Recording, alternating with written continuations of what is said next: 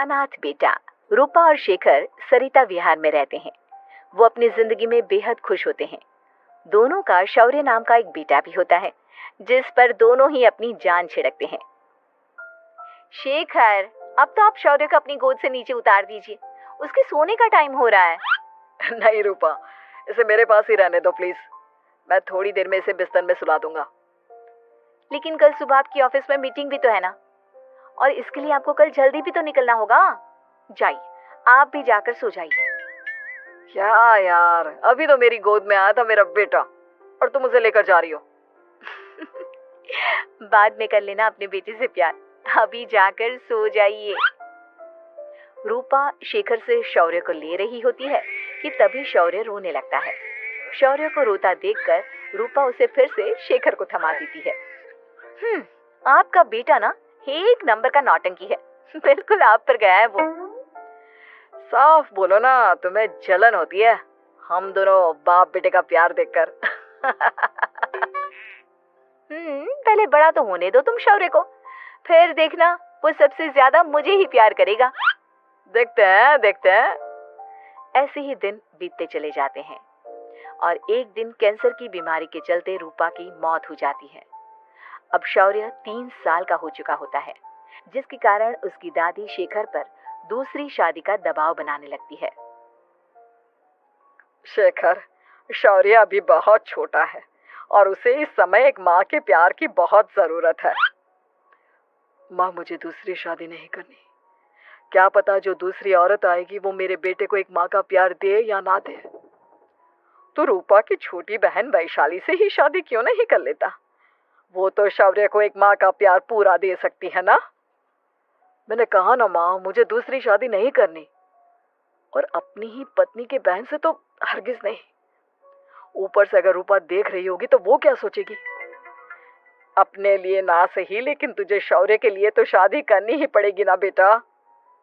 शेखर कुछ कहता उससे पहले ही अंजुमन उसे रूपा की कसम दे देती है, जिसके आगे मजबूर होकर शेखर शादी के लिए हामी भर देता है। देखो वैशाली, मैंने तुमसे शादी सिर्फ अपने बच्चे के लिए की है। मैं चाहता हूँ कि तुम उसे एक माँ का भरपूर प्यार दो। शौर्य, आपके साथ साथ मेरा भी कुछ लगता है। अगर आप मुझसे शादी नहीं भी करते तब भी मेरा प्यार शौर्य के लिए कभी कम या ज्यादा नहीं होता। शादी के कुछ दिनों बाद ही शेखर की माँ की भी मौत हो जाती है। वैशाली शौर्य को एक माँ से भी बढ़कर प्यार देती है। शौर्य को लेकर वैशाली का यूं निस्वार्थ प्यार देखकर शेखर को भी उससे प्यार हो जाता है और कुछ सालों बाद शेखर और वैशाली का भी लड़का हो जाता है। लेकिन इसके बाद वैशाली का शौर्य को लेकर बर्ताव बदलने लगता है। वैशाली, मैं देख रहा हूँ तुम आजकल शौर्य का जरा भी ध्यान नहीं रख रही हो। मुझे पता नहीं था कि आदित्य के होने के बाद तुम इतना बदल जाओगी। आदित्य मेरा अपना सगा खून है और शौर्य दीदी का, फिर मैं दोनों में अंतर कैसे नहीं करूं? माँ भले ही दोनों की अलग अलग है, लेकिन पिता तो एक है ना। अगर मुझे पहले पता होता कि तुम इतनी जल्दी बदल जाओगी तो मैं कभी तुमसे शादी ही नहीं करता। हाँ, तो किसने कहा था आपसे मुझसे शादी करने के लिए? मैं थोड़ी ना आई थी आपके पास, आपकी माँ ही आई थी मेरे घर आपका रिश्ता लेकर। वैशाली, मुझे तुमसे ऐसी उम्मीद नहीं थी। गुस्से में शेखर अपना पैर पटकता हुआ शौर्य को वहां से लेकर चला जाता है। पापा, मम्मा मुझसे प्यार क्यों नहीं करती? क्या मैं उनका सगा बेटा नहीं हूँ, इसलिए मुझसे प्यार नहीं करती? मम्मा नहीं करती तो क्या हुआ बेटा, पापा तो करते हैं ना आपसे प्यार। कुछ दिनों के बाद, आज तुझे खाना पीना कुछ नहीं मिलेगा, चल चुपचाप से अपने रूम में जाकर सो जा। माँ, अब भाई को खाना क्यों नहीं दे रही हो? बेटा, तू आराम से खाना खा, इस नालायक की चिंता मत कर। एक दिन खाना नहीं खाएगा तो मर नहीं जाएगा ये। अगर भैया नहीं खाएंगे तो मैं भी नहीं खाऊंगा। तू अपने भाई का भक्त क्यों बन रहा है? ये तेरा सौतेला भाई है, सगा नहीं जो तू लक्ष्मण बन रहा है। माँ, आपको इतना भी नहीं मालूम, श्री राम और लक्ष्मण सगे भाई नहीं थे। श्री राम माता कौशल्या और लक्ष्मण माता सुमित्रा की कोख से जन्मे थे। दोनों के सिर्फ पिता एक थे, लेकिन माँ अलग थी। मुझे ज्यादा ज्ञान देने की जरूरत नहीं है, ये सतयुग और त्रेता युग नहीं है, समझे?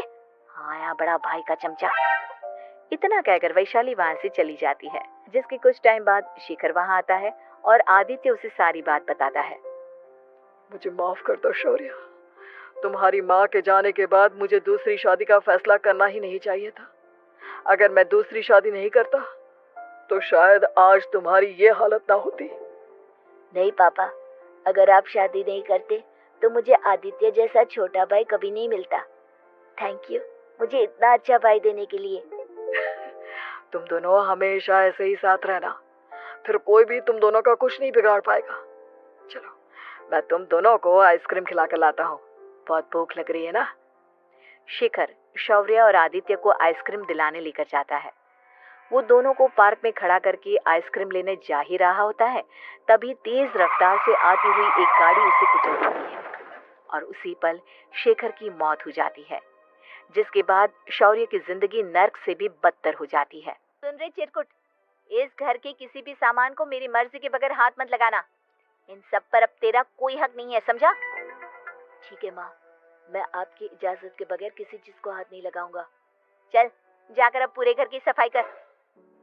महज 7 साल का शौर्य वैशाली के कहने पर अपने नन्हे नन्हे हाथों से पूरे घर की सफाई करने लगता है।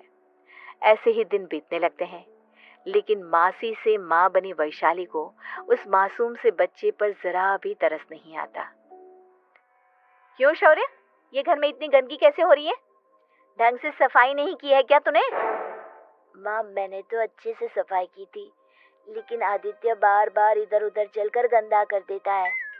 अच्छा, खुद से एक काम ढंग से नहीं होता और अपनी गलतियों का जिम्मेदार मेरे बेटे को ठहराता है। इतना कहकर वैशाली बांस का डंडा उठाकर शौर्य को जोर जोर से मारने लगती है। तभी वहां वैशाली के मायके वाले भी आ जाते हैं और उसकी सारी करतूतें देख लेते हैं। माँ मैं ऐसा क्या करूं जिससे आप मुझे भी आदित्य के जितना प्यार करोगी? बोलिए ना माँ, मेरे क्या करने से आपके अंदर मेरे लिए ममता जागेगी? वैशाली शौर्य की एक नहीं सुनती, उसके ऊपर डंडे बरसाती जाती है। हद पार होते देख वैशाली की माँ उसका हाथ पकड़ती है और जोर से उसे थप्पड़ मारती है। यही सब करने के लिए तूने दामाद जी से शादी की थी? हमने सपने में भी तुझसे ऐसी हरकत की उम्मीद नहीं की थी। तू माँ नहीं, माँ के नाम पर एक धब्बा है। बस कीजिए माँ, आदित्य के इस दुनिया में आने से पहले मैंने इसे बहुत प्यार किया था, लेकिन अब जब मेरी खुद की औलाद है तो मैं किसी और के बच्चे से प्यार क्यों करूं? अरे नालायक औरत, जिसे तू किसी और का बच्चा कह रही है वो तेरी खुद की सगी बहन का बच्चा है। बहन है तो क्या हुआ, मेरे अपने बच्चे से बढ़कर तो नहीं हो सकता ना ये कभी। अगर यही बात थी तो तू हमें पहले बता देती, हम शौर्य को अपने साथ ले जाते। उसे इस तरह प्रताड़ित करने की क्या जरूरत थी? अगर आपको लेकर जाना है ना तो ले जाइए इसे, मैं नहीं रोकूंगी। नहीं माँ, मुझे कहीं नहीं जाना, मुझे आपके साथ ही रहना है। मैं तेरी कोई माँ बाबा नहीं हूँ, तेरी माँ मर चुकी है, समझा? अब निकल जा मेरे घर से। माँ अब बहुत गंदी हो, मुझे भी नहीं रहना आपके साथ, मैं भी भाई के साथ ही जाऊंगा। अरे तू क्यों जाएगा, तू तो मेरा सगा बेटा है, जाने दे इसे। हम यहाँ ऐश से रहेंगे, तुम्हारे पापा बहुत सारी जमीन जायदाद छोड़ गए हैं तुम्हारे लिए। नहीं माँ, मुझे भाई के साथ जाना है। आप अच्छी नहीं हो, आप बहुत बुरी हो, आप भाई को बहुत परेशान करती हो। देख वैशाली, तुझसे ज्यादा समझ तो इस मासूम बच्चे में है। ये तेरे बुरे कर्मों का ही नतीजा है, जो आज तेरी सगी औलाद खुद से तुझे ठुकरा रही है। आदित्य, तुझे इस शौर्य ने भड़काया है ना मेरे खिलाफ? नहीं माँ, मुझे किसी ने भड़काया नहीं, पर मैं सब देखता हूँ, सब समझता हूँ। भाई बहुत अच्छा है, वो आपकी जैसा नहीं है। चलिए नानी। इतना कहकर वैशाली के मायके वाले आदित्य और शौर्य को अपने साथ ले जाते हैं और इस तरह वैशाली बड़े से घर में अकेली पड़ जाती है। दो बेटों के होते हुए भी आज उसे माँ कहकर बुलाने वाला कोई नहीं होता।